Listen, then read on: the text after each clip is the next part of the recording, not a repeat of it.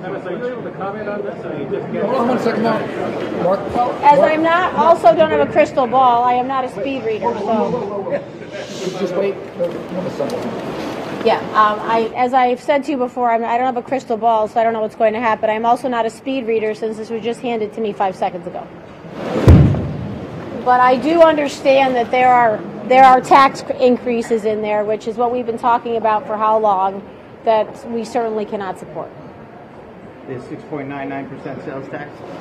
I mean, just remember, I haven't read this entire thing, but I understand there's a 6.99, 6.35 to 6.99 increase in sales tax. Correct. Yes, local, correct. Local option on food and beverage and restaurants and bars at 7.99. Right, so not only is every tax policy, all of our bonding, all of our regulation, and all of our anti-business bills pushing business out of the state, now we're going to try and stop people from going to those businesses by taxing them more.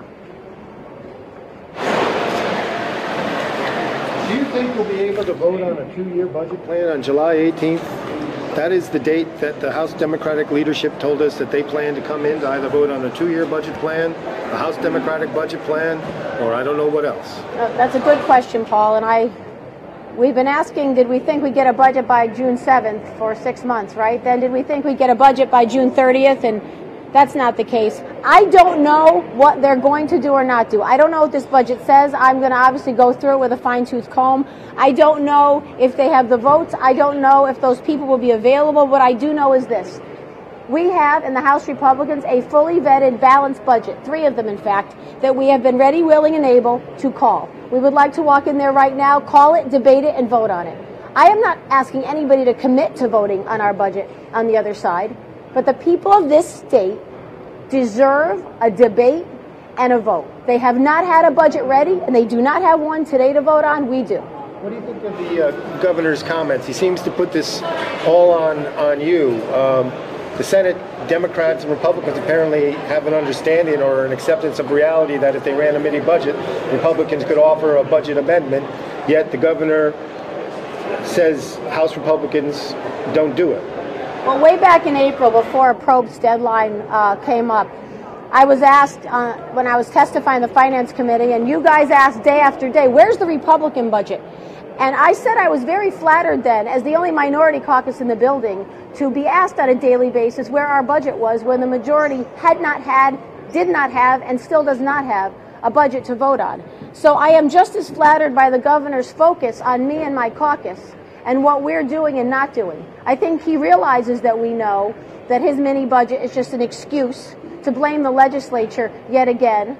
He stands out there and talks about how all our budgets should be voted on and debated. He'll just veto them. Translation, I will only support my budget. So I don't know what you people are doing out there. You know what? He did do his job and put out his budget in February. He did his job and revised the budget, but that's not the only job he has to do. He has 4 caucuses in this building, and his job to work with all of them to figure out how we get a budget together. I will say the same thing I said before. We not only have a full budget to run, we have a mini budget to run, and we are ready and willing to do that today. What are taxpayers supposed to make of this? I mean, this is the day before the deadline. We have the governor's got a mini budget. We got a mini budget upstairs. House Dems have a full budget. I mean, any of this, where does this all go? Taxpayers should be very concerned, and I've heard time after time people want us to work in a bipartisan manner, and it's my understanding, maybe I'm wrong, but the intention of putting out a mini budget to start was to stop the governor, and by the way, the governor is his responsibility to do executive order by July 1st if we don't have a budget, but we all know those are very painful decisions that will have to be made. The point of the mini budget is to fix that in the short term. We in the House Republicans came out with our version of that for a 1-month period to do the bare bones of what's necessary to move this state forward without a full budget that helps the hospitals, that stops the bad tax-based changes to the hospitals that the governor's mini budget had, that stops oversight proposals for Hartford from going through, and that stops many other things, that stops middle-class tax relief in a property tax credit. That is middle-class tax relief. That is limited in that governor's mini budget. That is not for policy change, a mini budget. It is to get us through the next time frame, and I would argue a quarter is not the answer. It is 1 month to give people the time to get it together, and come to an agreement on a budget. But clearly the House Democrats and the Senate Democrats, nor the governor, had any interest in doing that. They wanted to move it forward for political purposes. Democrats to vote for your budget or no? We've been talking to many of them, and many of them are interested. Just so that I understand, you said you really not had a chance to read this yet, but are you also saying that since there are tax increases in it, even though you haven't really read it yet, you think your caucus is mostly against this? Is that what you're saying? That's what I'm saying. I mean, you know, today we heard Aetna is moving their corporate headquarters. Not a surprise. We've heard those grumblings.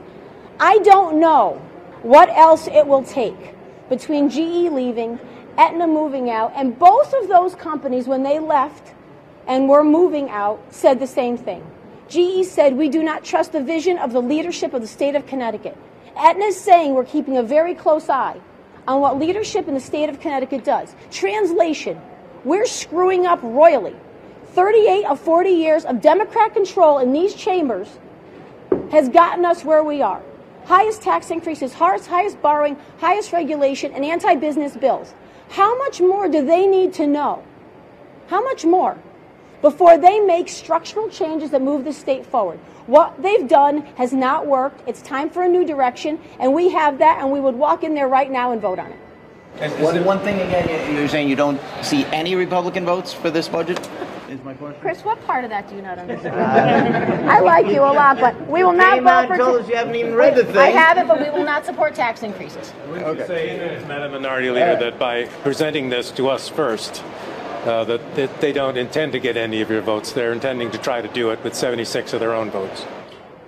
That is a conclusion that could be drawn. Do you think they have 76 votes in their caucus for a budget? They certainly haven't had one yet. At this moment, right now, no. What about on July 18th? I mean, there could be 15 budgets by then. I'm talking about possibilities. You know, I mean, who knows? Maybe the janitors are going to go in with them, or the food workers, and everybody's going to write their own budget. I don't know. But all I know is we've had 6. In 2 months, we're ready to call them.